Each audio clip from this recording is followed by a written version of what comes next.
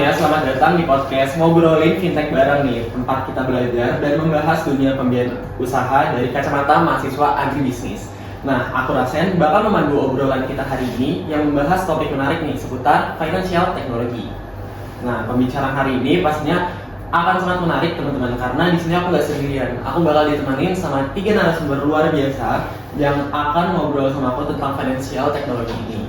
Kita sambut sekarang ada Ingwi, terus ada Evelyn dan ada Priyanka juga di sini. Yeay. Hai, halo, aku Priyanka, mahasiswa agribisnis 59. Halo, aku Evelyn, mahasiswa agribisnis 59.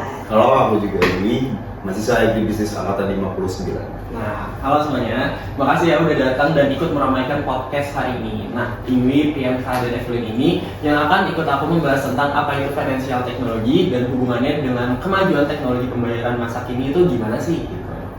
Nah, mungkin aku mau mulai terlebih dahulu dari Ingwi dulu kali ya.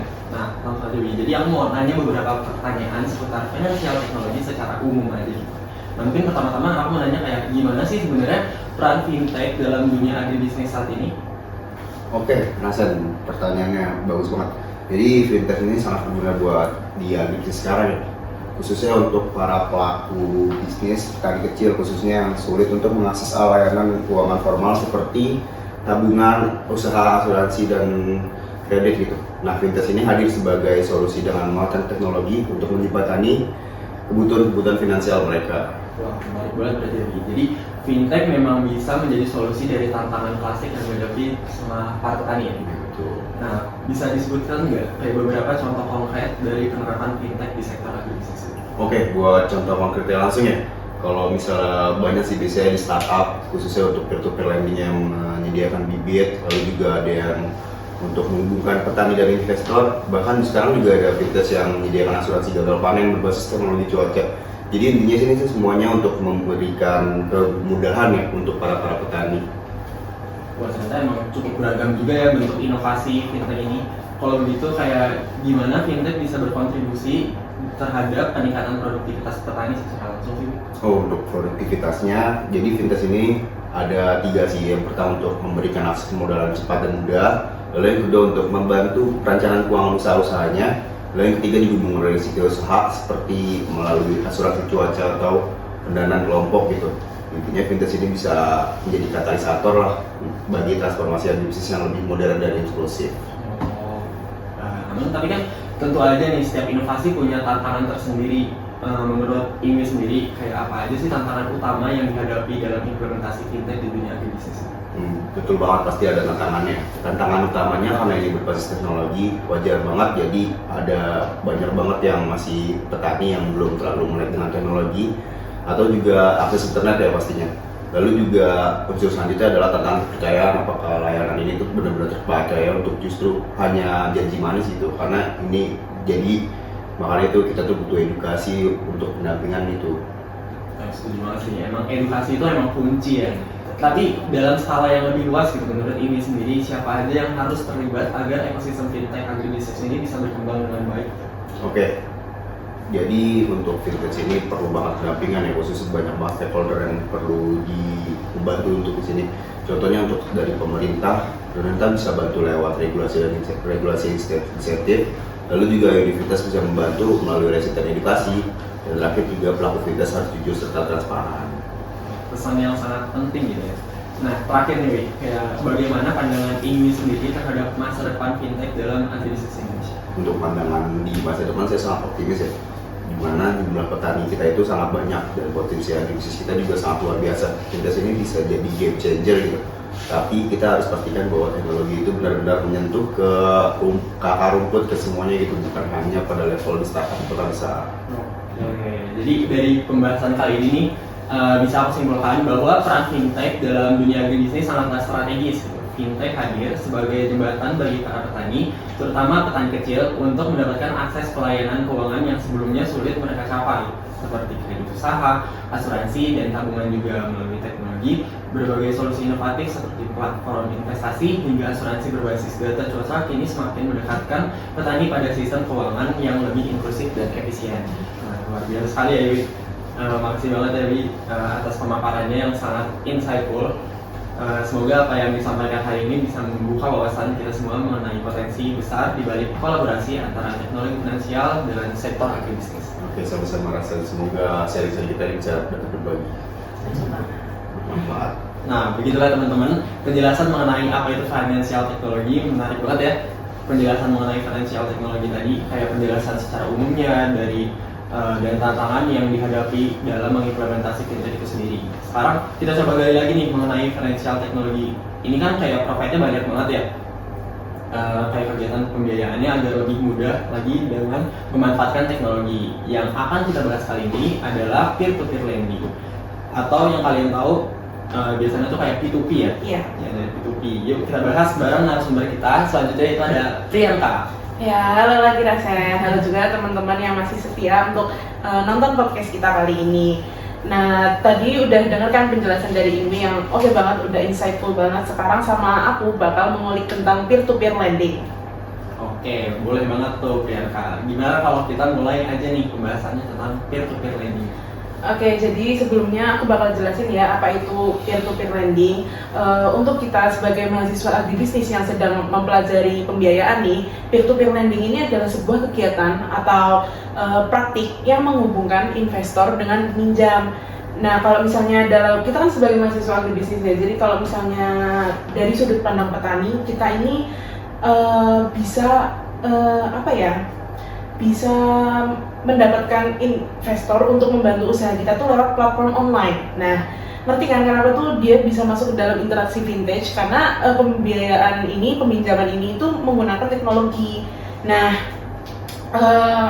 selain itu kegiatan peer-to-peer lending ini disebutnya itu kayak interaksi konsumen to konsumen karena nggak ada pihak yang lain seperti bank. Jadi kayak investor tuh langsung ketemu sama peminjam melalui platform online ini. Nah, habis itu peer-to-peer lending ini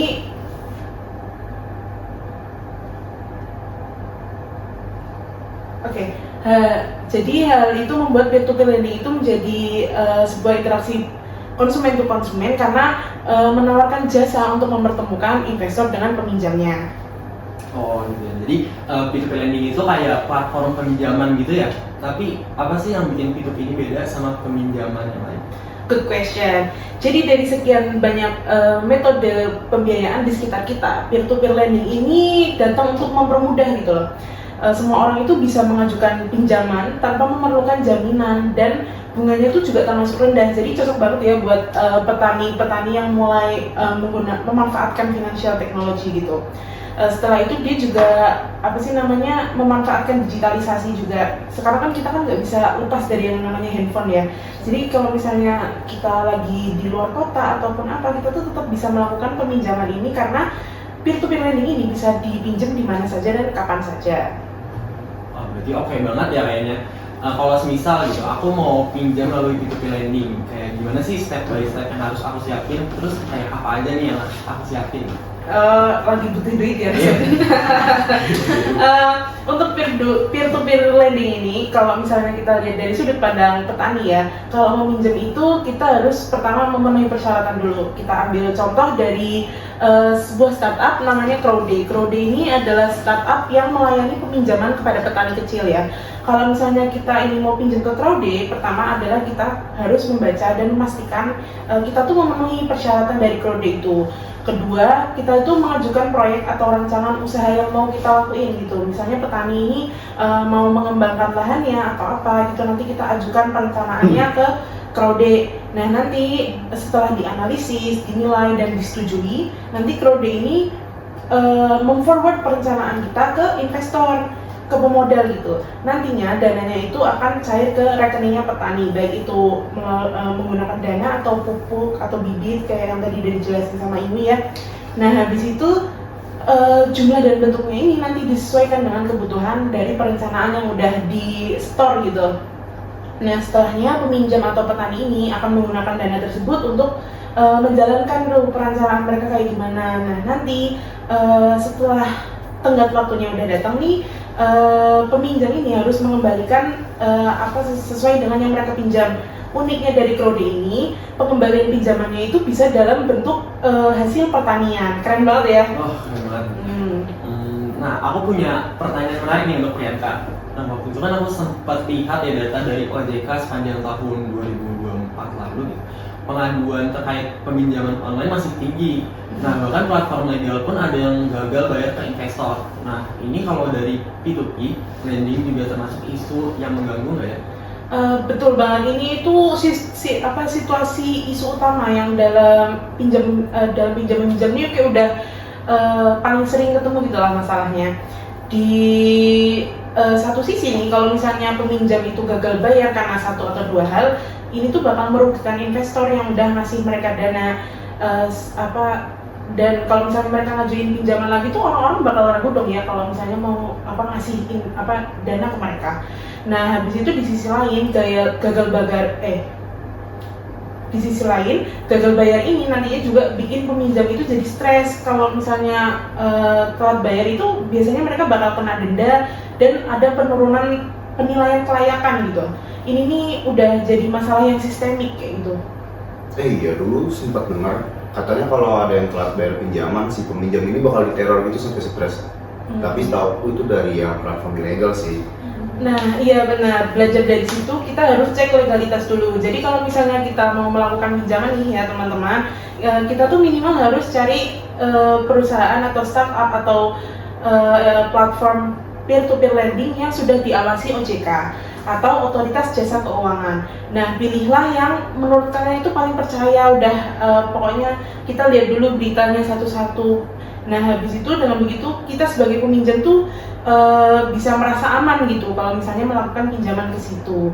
Nah, terus kan zaman sekarang kan masih banyak tuh yang nekat ngambil pinjaman tanpa mikirin konsekuensi ke depannya. Ekonominya negara ini kan sedang nggak baik-baik aja ya teman-teman. Terus ditambah dengan budaya konsumtif juga. Jadi kalau misalnya kita mau melakukan pinjaman itu baiknya memang sesuai dengan apa yang kita rencanakan dan untuk memenuhi biaya apa yang mau ada gitu.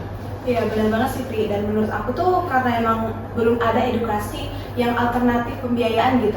Jadi ya orang awam itu masih kurang tahu nih gimana cara melakukan pinjaman yang aman. Nah semoga ya dengan adanya podcast kita ini hari ini orang-orang tuh jadi lebih terbuka gitu matanya dengan dunia fintech. Betul Evelyn. Nah, peer-to-peer lending ini kayak semoga aja bisa jadi solusi yang baik yang bisa digunakan dengan bijak gitu. Kalau misalnya peer-to-peer lending ini digunakan secara produktif nih, pinjaman ini tuh nantinya bisa membantu banget buat para petani, buat para usaha kecil kayak gitu yang membutuhkan dana dan mereka mau mengembangkan usaha mereka gitu.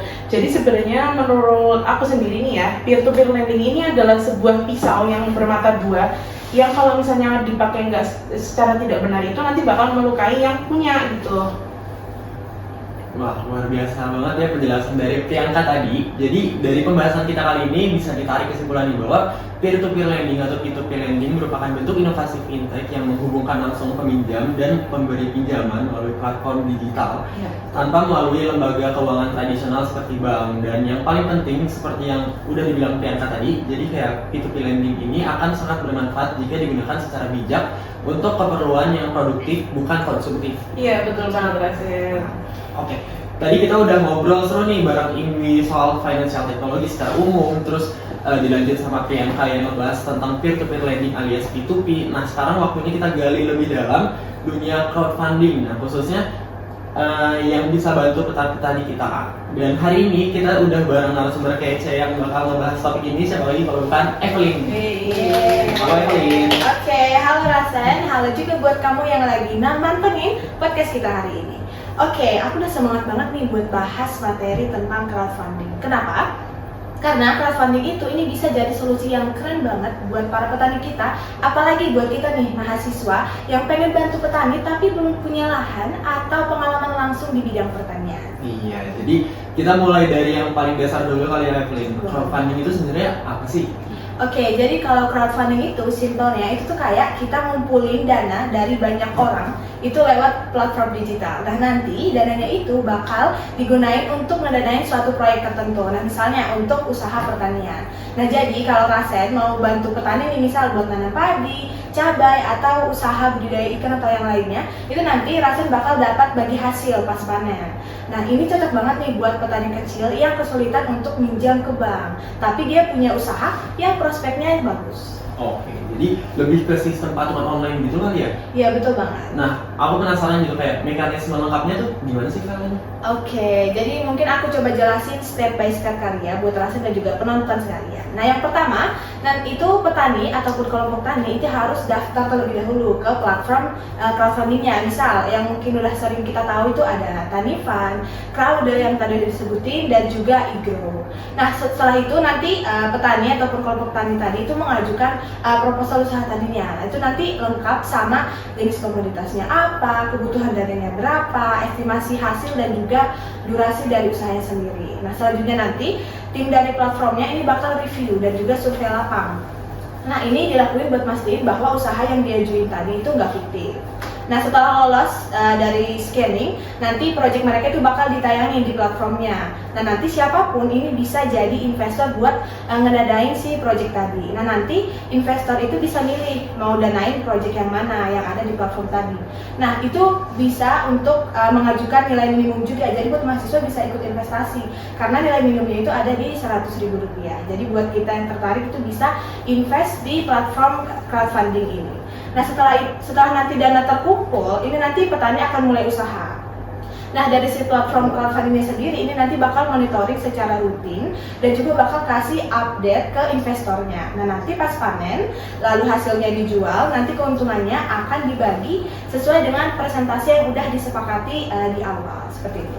Wah, ternyata sistemnya lumayan rapi juga ya. Betul. Nggak cuma asal ngasih uang terus udah. Nah, terus buat petani syarat buat daftar itu susah nggak sih? Nah sebenarnya syaratnya relatif mudah ya, tapi tetap selektif. Nah biasanya itu petani harus punya pengalaman di usaha tani minimal tuh beberapa kali musim tanam. Terus dia punya lokasi dan juga lahan yang jelas. Terus petani itu harus bisa bekerja sama dengan tim platformnya tentunya supaya untuk pelaporan dan juga update ke investor juga kan. Nah terus kadang juga ada disyaratkan kerja bareng kelompok tani gitu biar dia lebih terstruktur seperti itu. Nah terus kalau petaninya itu masih baru banget nih, belum punya pengalaman ataupun belum pernah masuk ke sistem crowdfunding itu, biasanya nanti mereka didampingi dulu terus nanti masuk ke program kemitraan. Oh, kalau misal gitu ya dari sisi kita nih sebagai investor, syaratnya apa aja nih? Nah ya, kalau kamu mau jadi investor itu biasanya cukup daftar di platform sistem crowdfundingnya aja. Nanti Rasen bisa isi data pribadi, verifikasi KTP, dan isi saldo atau pilih dulu project yang mau Rasen danain. Nah biasanya tiap platform itu punya aturan sendiri ya, dan itu terkait tentang soal minimal dana yang mau kita invest. Nah ada yang 100.000, ada juga yang sampai 1 juta. Itu penting banget ya, jangan asal ikut-ikutan doang, tapi nggak baca detail proyeknya. Iya betul banget. Jadi kalau Rasen mau ikut invest itu harus baca benar-benar persyaratannya. Biasanya itu ada indikator di platformnya itu ada indikator kayak ini tuh risiko rendah, risiko sedang, atau ada proyeksi yang dimana itu untungnya misalnya ada yang 10% dalam 6 bulan. Nah tapi ini tetap hasil itu bisa lebih kecil atau lebih besar. Nah tergantung ya dengan realisasi di lapangannya nanti juga. Kalau gitu menurut kamu sendiri nih Evelyn, crowdfunding ini cocok nggak buat mahasiswa atau anak muda?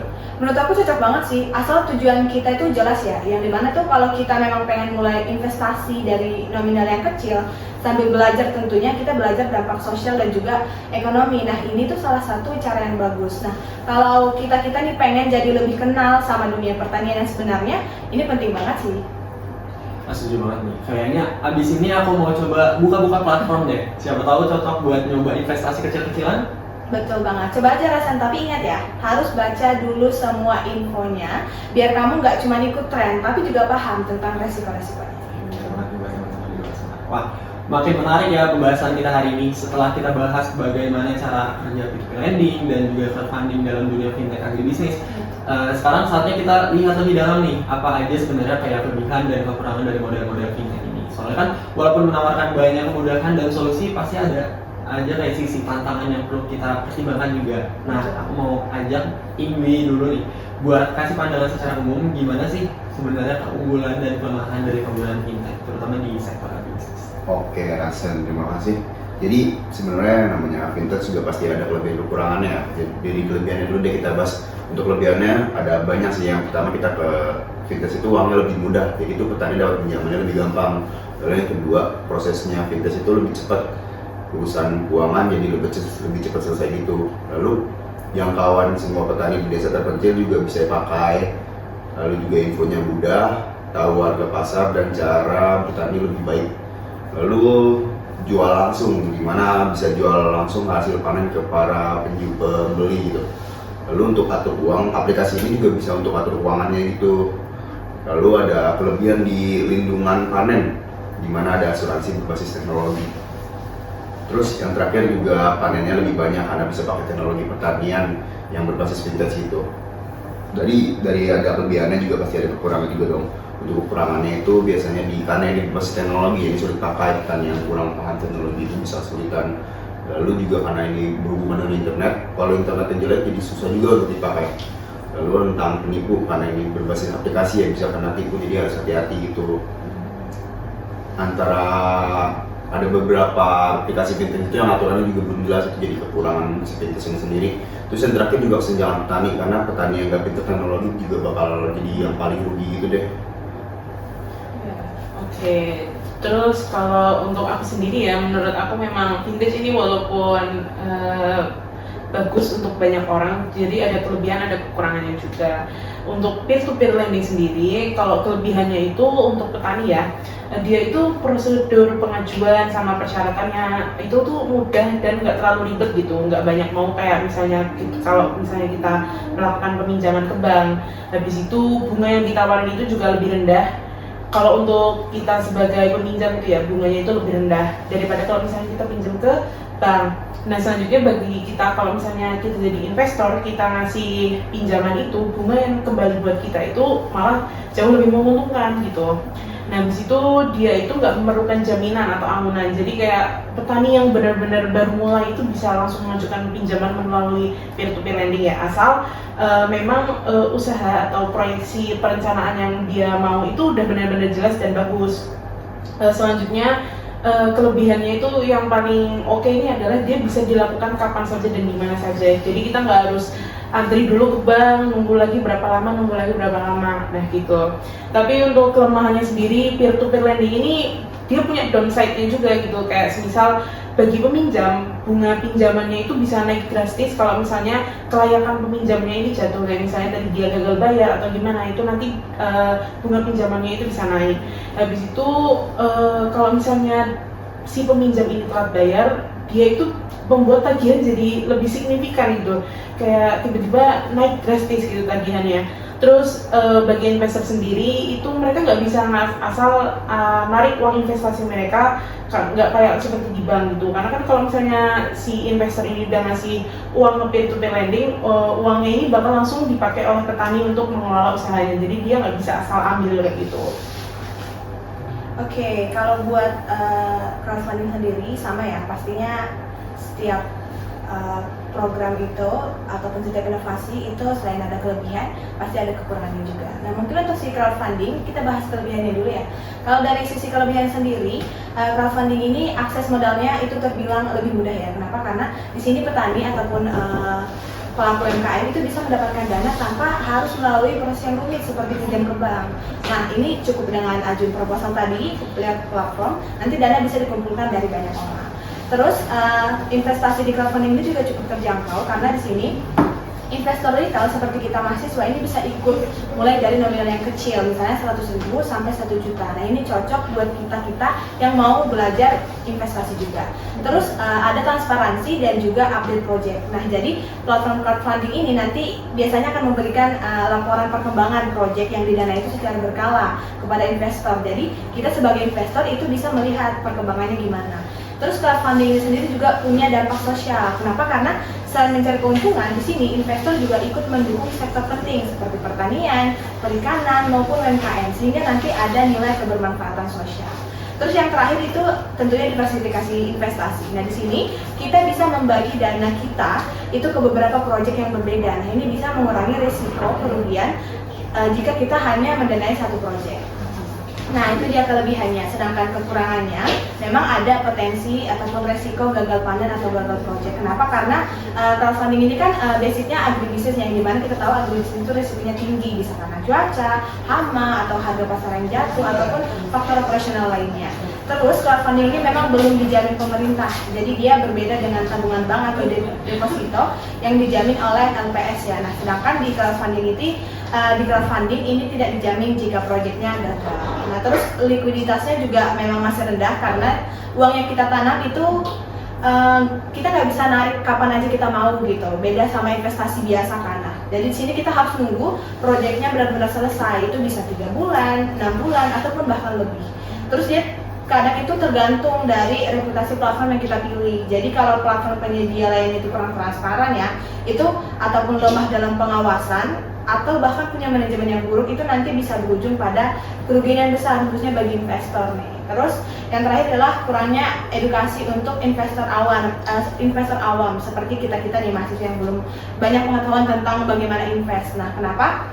Karena biasanya investor pemula itu belum paham resikonya, terus mengira ini kayak nabung gitu kan, padahal enggak. Jadi hasilnya nanti bisa berfluktuatif. Wah, pembahasan barusan keren banget ya. Jadi bisa kita simpulkan nih bahwa meskipun fintech di sektor agribisnis itu baik itu P2P lending maupun crowdfunding banyak menawarkan kemudahan dan peluang, tetapi tetap ada tantangan yang nggak bisa kita abaikan juga ya. Dari yang disampaikan Ingwi tadi, kita tahu bahwa fintech bisa bikin petani lebih mudah dapat akses keuangan info pasar sampai asuransi, tapi ya itu tantangannya ada di keterbatasan teknologi dan literasi digital di lapangannya. Terus dari Priyanka juga nih, tadi dijelasin P2P lending memang praktis dan fleksibel, tapi investor dan peminjam tetap harus aware dengan resiko bunga naik, keterlambatan bayar, dan keterbatasan likuiditas. Sementara dari Evelyn tadi juga dijelasin gimana crowdfunding bisa jadi alternatif pembiayaan yang transparan dan berdampak sosial, tapi tetap punya resiko gagal panen, likuiditas rendah, dan ketergantungan pada reputasi platform. Betul. Nah, jadi intinya semua model fintech ini punya potensi besar untuk mendukung pertanian, tapi tetap butuh pemahaman edukasi dan kebijakan yang mendukung biar manfaatnya bisa maksimal. Tapi kayak nggak terasa ya teman-teman, kita udah sampai di penghujung obrolan kita hari ini. Dari tadi kita udah bahas banyak banget nih hal menarik seputar financial technology.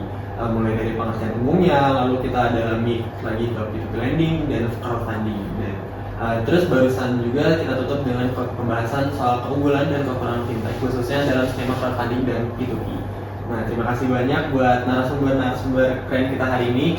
Ingwi, terus ada Priyanka juga dan Evelyn yang udah berbagi insight dan pengetahuannya seputar financial technology. Semoga pembahasan ini bisa membuka wawasan teman-teman semua tentang bagaimana teknologi bisa memberikan solusi keuangan yang lebih inklusif dan modern.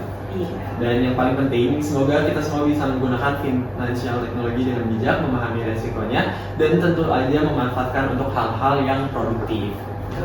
Oke, sampai jumpa di episode selanjutnya. Jangan lupa terus belajar dan cari tahu karena dunia keuangan digital itu terus berkembang setiap harinya.